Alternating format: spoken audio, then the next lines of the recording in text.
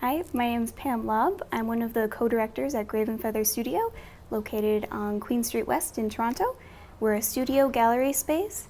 Each month we have a different exhibit in the studio and monthly workshops and artist residencies. We have a lot of printmaking equipment. In particular, we've acquired a lot of letterpress equipment. Today I'm going to be showing you our 1930 Golding press. Here we have vintage type and graphics that I've set.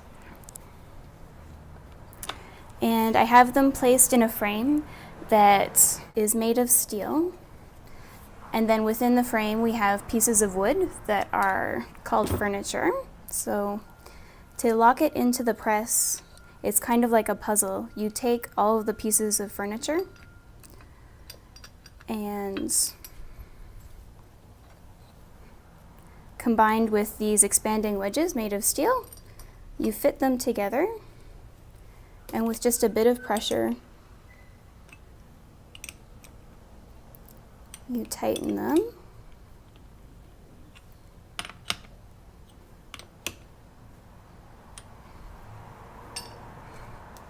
So that everything sits in the frame. We'll be printing onto cotton rag paper.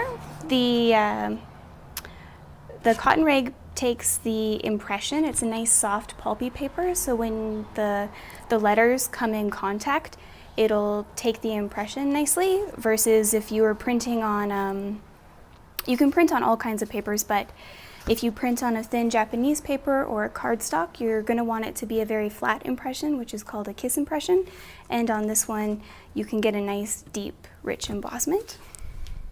On the press we have an oil-based ink.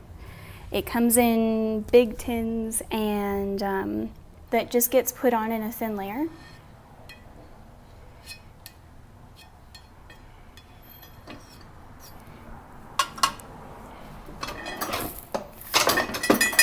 And every time I pull the handle down, the disc rotates about 1/8, so it just distributes your ink for you.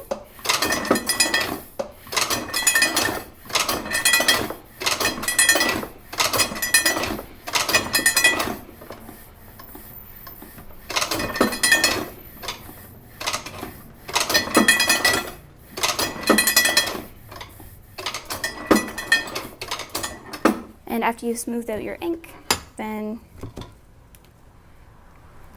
you can add the type.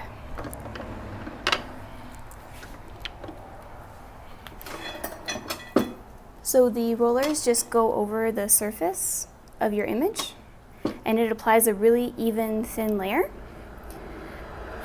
So for this press, every time you pull down, then your paper presses against the inked type and creates a print.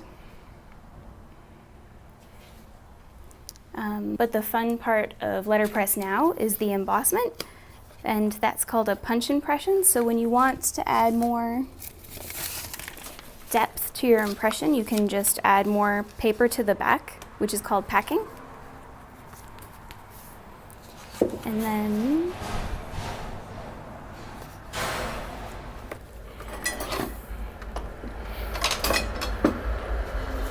then you'll get a deeper impression. And cleaning up with just blue shop towels.